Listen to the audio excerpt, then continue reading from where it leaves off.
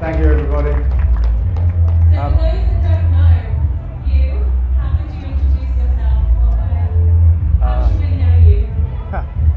My favourite way probably would be to say I put the mental into environmental. And if you look at the work that I've done in green energy, in electric cars, making diamonds from the sky, and all kinds of other stuff, world's first vegan football club, I'm on the edge. I push the boundaries of sustainability, but using business as a model to do that, because it's the way to get traction, to show that green stuff is actually economic stuff. It's the stuff that's good for us. I don't argue about polar bears and ice caps. I argue about jobs and the economy and getting our energy bills down. And I work across energy, transport, food, and sport, and some other stuff.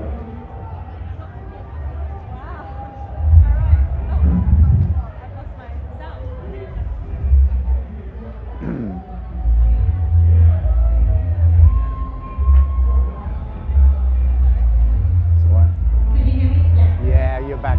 Amazing. So economy as ecology, I guess, in terms of the work that you do. Yeah, I think that's fair. Yeah. And what are you doing in this field this year?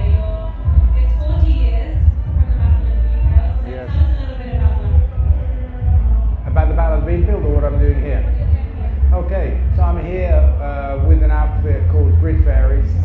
That's a company started by me and Claire. She's sat over there waving now. And our mission is to drive diesel out of festivals and live events, because these things that we're hearing now, Glastonbury for example, burn mad amounts of diesel typically. And so we started Fairies. We've got a huge battery in the Arcadia field where the Dragonfly is, and we're powering the field. And it's all part of what we do. You know, I've been in renewable energy for, I don't know, too long, 30 years or something like that. I started the world's first green energy company in 1995, and I kind of started my life almost in festivals. So for me, coming back to festivals with green energy technology that I understand is like it's like coming home. And you know, the diesel burn of festivals and live events isn't the biggest thing in the world we have to deal with. But I feel that it's important, and I feel that when people come to events, they should be able to see a different way to live, a different way to power ourselves, a different way to feed ourselves, and a different way to be. And my experience in life is that festivals are a place where people come with open minds and open hearts, and they learn new things. I know that I did, and so that's the purpose. And what was your entrance into that? How did you get into green? And where did you begin in this story?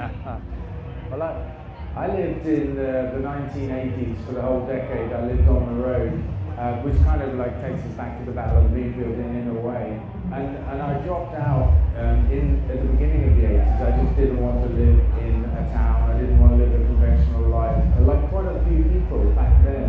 And we were a community of people traveling around Britain really, and having free festivals, which were the forerunners of free parties and raves and stuff like that.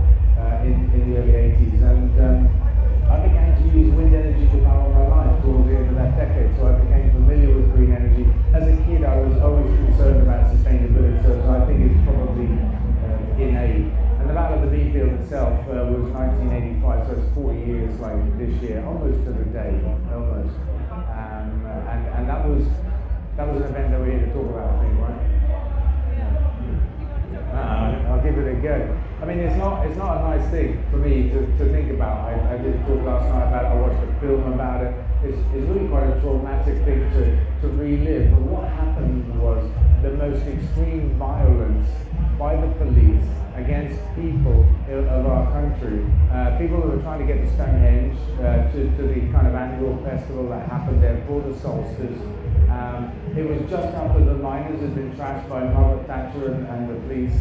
And we had been identified by Thatcher alongside the unions as the two biggest threats to the country. And we were just like, I don't know, a few hundred people living in buses and trucks and stuff like that, pursuing an alternative life, doing no harm to anybody really. And there was a massive state crackdown at the Battle of the Beanfield, 500 arrests, all kinds of violence. It was the most incredible thing that I've ever seen, and many other people have too. That's the Battle of the Beanfield. And it was about crushing a way of life that was felt threatening to the state at that time, because it was a very attractive way of life. You know, it was growing in popularity. It had a lot of resonance, and it was a threat. We were enemies of the state, and we were absolutely battered. Our homes were smashed to pieces. Everybody was arrested. It was absolute criminality by the police. There's never been an inquiry. We're calling for one now. We think there should be, and Aubrey. I don't know if you guys have even heard of Aubrey. The miners were on strike, and the police absolutely crushed them. I mean, the police were back then lawless. I think at times, these times, they still are lawless, but we all have phones. We can all bear witness to what the police do, and that didn't exist at that time. Pre the internet, pre the mobile phone, what the police said happened was what did happen, if you know what I mean. They lied about what happened. They did whatever the fuck they wanted to do and lied about it afterwards. That doesn't happen so much now, but it's still the same police that did that back then to the miners, to the hippies, that now are doing it to Palestinian protesters, right, for example. So there have it. What do you think is the roots or the principles of life that you learned as part of the Italian community that has kind of moved into now your work with green energy, but also kind of a rebellious stream of green energy that you kind of live by? For me, living on the road, like I bought a £50 vehicle and I drove out of town looking for other people living in vehicles. There was no internet. There was no way to know where anybody was. I just drove out looking for other people, looking for a food festival. And it was an amazing culture. When I found other people living that way, it was just an amazing culture of like-minded people exploring all kinds of alternative ideas in energy, in food, in nature. You know, what was common amongst us was really a respect for nature, respect for people and different kinds of people, a belief in a different way to make energy, and against the modern farming food system. I found all of that. It's like a melting pot of radicalism, you might say, of inventiveness, and I carried that with me. And you know, ultimately, here I am doing what I'm doing. And I was saying the other day in the talk that I think that I was in a chat actually, backstage chat. I think the hippies won. If you look at what we believed 30 years ago, what we talked about, and if you look at the world today, I think we won. Green energy is taking over our country. Thank you. Electric vehicles are taking over our roads. Plant-based living is taking over our diets. And here's the funny thing, right? There's a big kickback against wokeism. We all know this. But I think we invented wokeism, right? We care about other people. We care about nature. We care about this shit. There's nothing wrong with being woke. And I think that came from the hippie movement and from the free festival scene. Yeah, let's give a round of applause. I think it's being part of kind of the history of the travelling community in the UK. And this year being 40 years on, what are some of the things that you want people to know or want people to remember as part of that, especially within kind of our current political climate? For me, in a way, I'm torn because it was 40 years ago, and part of me wants to say, forget it was 40 years ago. And another part of me wants to say, well, don't forget it, right? Because it's been brushed under the carpet. The most incredible lawlessness in our country, and it came from the police. I think we should have an inquiry, but you know, in a way, it doesn't matter if we don't have an inquiry. Let's say there are worse things happening today, but back then, we found ourselves outside of the law. We all just decided to jump in vehicles and live on the road, in a field, what we wanted. We were outside the law. The laws changed to make what we did illegal, but they weren't illegal to begin with, but we were outlaws nonetheless. And the laws keep changing to make protest a very difficult thing. And the penalties for protest, excuse me, that was lager. The penalties for protest are just getting worse. We can see that with Extinction Rebellion and Just Stop Oil and the 4 and 5 year jail terms that they've had for just being on a Zoom call. So the law, one point I would make is that the law since that of the Beanfield has been criminalising protest and criminalising just living the way the fuck you want to live, you know, outside of rules. And I kind of like, I don't like that, I resent that. But also there are worse things happening in the world today. The situation in Palestine is absolutely criminal. It's absolutely unbelievable to me that we allow that our government allows that the Western world allows that. We make so much fuss about the war in Ukraine. We pour $300 billion so far of weapons and support into Ukraine to fight Russia. It's an invasion and an occupation, a destruction of infrastructure and a killing of people. Exactly what's been happening in Palestine for more than 50 years. And I really struggle with that.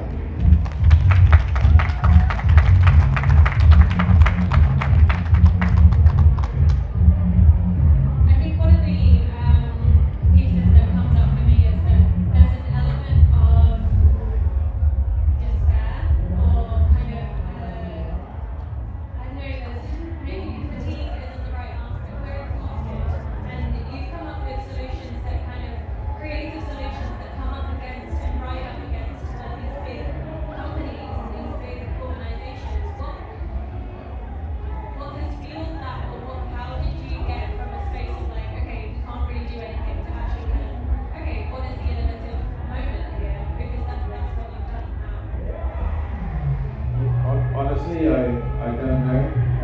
The answer to that question for me has been one day at a time, one issue at a time. From living on the road, I had this epiphany. I thought I could live another 10 years like I was in a low impact lifestyle, but I was aware of the climate crisis, the biggest cause of which was the way we made electricity in our country. And I was aware of wind energy as well. I used it, I understood it. And so I decided to drop back in and try and build a big windmill. That led me to form Ecotricity, the world's first green energy company. And from there, I went from looking at energy as the #1 source of carbon to looking at transport, #2, and food, #3.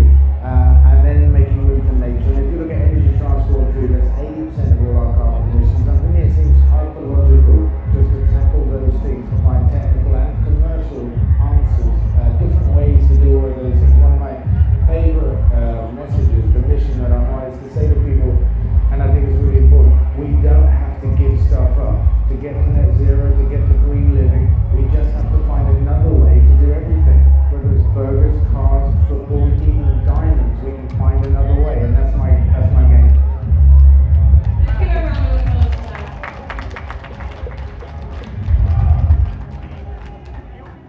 I think there's a really important distinction that you made earlier, like how much do we need to remember and how much do we need to move forward.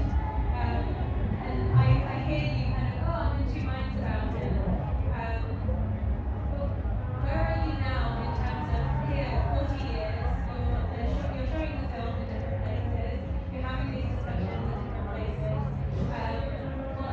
Where are you in your heart and like in your body now in terms of that journey? Honestly, I don't want to be talking about what happened 40 years ago. It's a traumatic thing, and it's something I left behind. And I'm much more focused on the future. I'm a very forward-looking person, and I'm focused on the problems that we have and the way to solve them. We have all of the technology we need to get to net zero, green living, call it what you will. The green economy is the opportunity of the 21st century. It's the next industrial revolution and the biggest of them all. And it's the way we get our bills down, we get some social justice, we end poverty, and we have sustainability.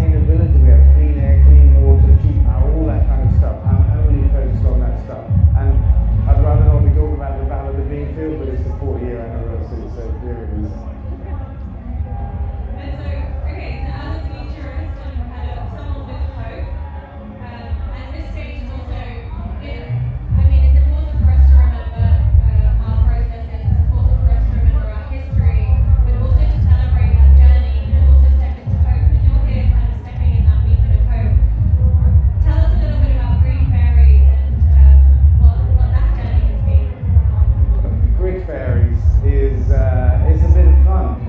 The name is meant to be fun. The thing we're doing, we'll do it in a way that's fun, but it's a serious thing.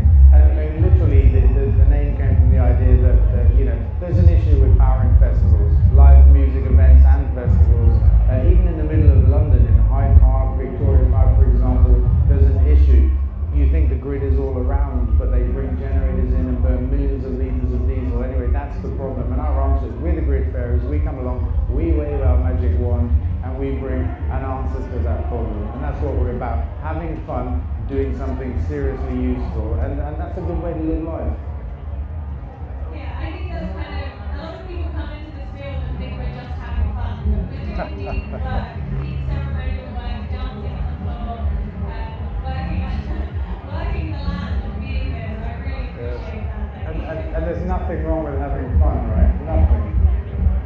Beautiful. Is there anything that you'd like everyone here who's listening around the work that you've done and what you're doing here that you want them to take away? Because we're still at the beginning of the festival.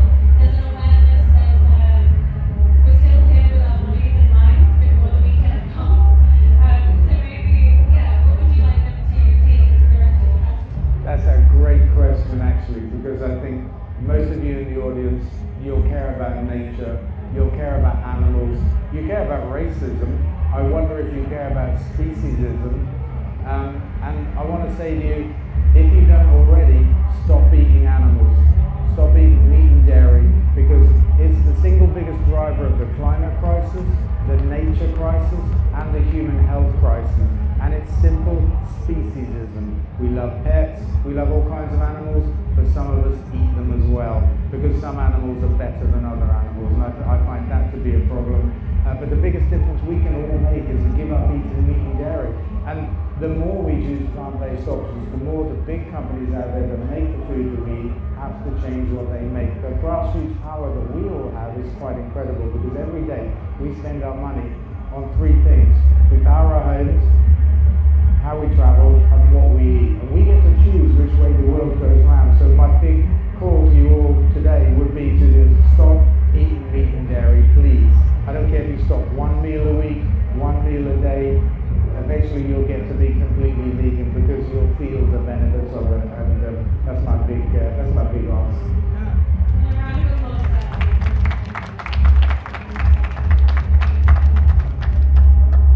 There's a lot of understanding that systems of oppression within these processes are all interlinked and interlaced. And I think the acknowledgement of kind of slaughterhouses being part of that system, the way that we learn to treat people is actually rooted in how we treat animals. And so it's a really beautiful message. Thank you for that. I'm going to open the floor a little bit for questions. Is that okay? It's my favorite part. All right, great. So we've got around 6 or 7 minutes or so for any questions. Does anyone have anything that they would like to ask? Great. All right, I'll walk over to you.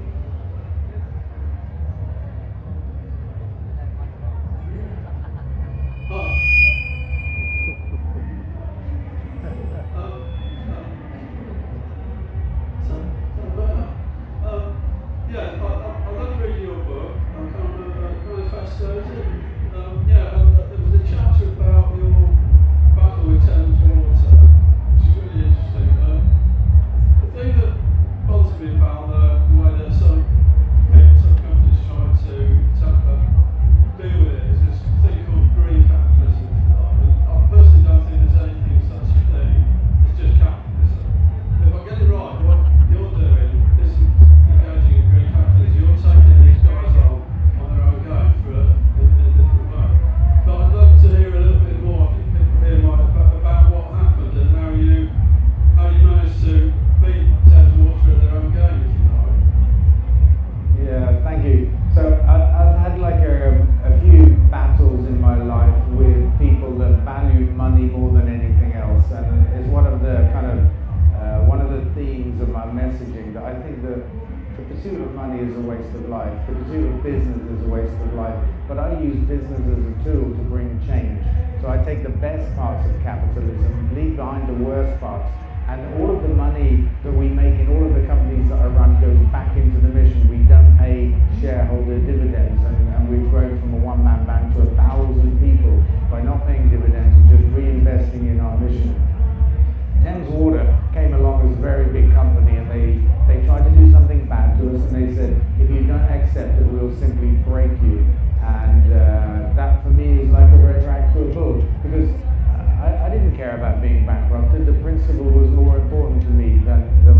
even the potential outcome. But I remember thinking about a natural history film I'd seen as a kid of a stickleback, a little fish with spines on its back, and the pike was approaching the stickleback. It didn't run because it knew what was going to happen. The pike tried to swallow the stickleback and it got stuck in its throat and it had to spit it out. And it did it about 3 times before it gave up. And I thought, we're the stickleback, Thames Water is the pike, they just don't know it. And that's how it turned out.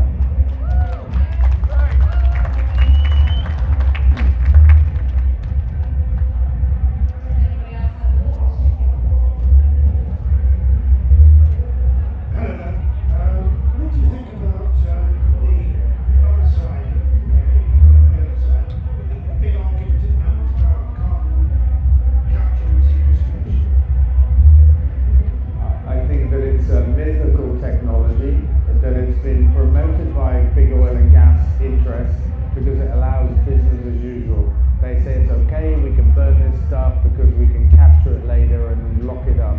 It doesn't happen anywhere in the world at scale economically, and I don't believe that it ever will. Do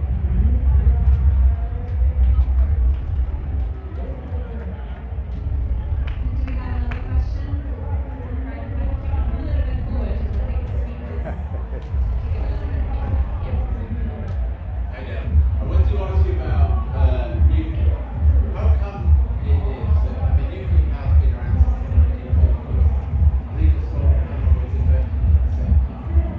Solar panels took 50 years to take off, but nuclear was backed by government after government.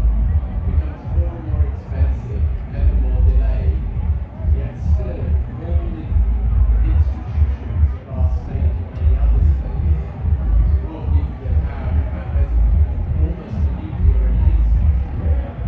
How is such a failed, expensive, useless industry so successful? I have no fucking idea. Because everything you say is true. It's a bonkers way to make electricity. It only gets more expensive. It's only ever delayed. And the world passed peak uranium several years ago. We now use more uranium than we make. And in a few more years, there'll be a proper shortage of uranium. And we don't make it here in Britain. So it can't give us energy security. It can only give us the most expensive electricity that we've ever known. And a toxic waste stream that will outlive recorded human history. 8,000 years this stuff is toxic for. Imagine if the Romans had nuclear power. We wouldn't go to Bath and say this is a lovely Roman kind of city. We'd stay away from it because it would be a toxic no-go zone. And yet we continue. Sizewell recently, I think, had 14 or 15 billion pounds more committed to it. Sizewell C, that is. And it makes no sense to me, John, so honestly I don't know. I don't know what it is. Some people say it's about nuclear weapons because if you have a civilian program you can make plutonium for bombs. Some people say it's about jobs, is what the unions want. But what it isn't about is cheap energy or energy security. We know that for a fact.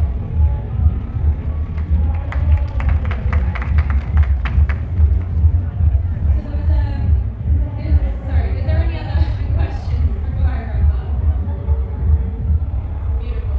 So, with the instruction or invitation of no limiting meat, and I mean we're talking about people versus corporations, what other things can we do? What can we learn? Where can we learn more about what you're doing? How can we get involved? And yeah, what's the next step for us little people? I have less of an answer for that. How to get involved? I should say, if I may, I didn't really explain why meat and dairy eating is causing the extinction of nature. And it's a fact. It's a very inefficient system. We grow plants to feed animals, to feed people. And Oxford Uni published a study 3 years ago now that said if we all went plant-based, we could free up 75% of farmland in Britain and globally. Now that's half of our entire country that we can give back to nature by simply eating plants instead of feeding plants to animals. Just to explain that, it's a huge deal.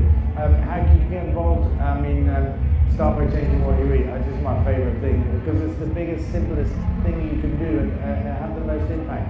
But otherwise, go online. I've got a podcast, Zero Carbonista. I've written a book. I've got a website, and I'm, I'm out there talking about this shit all the time. I'm in the Greenfield tomorrow. I think it's either 12 or 1 o'clock. I keep getting times wrong. Yeah, then I'm done.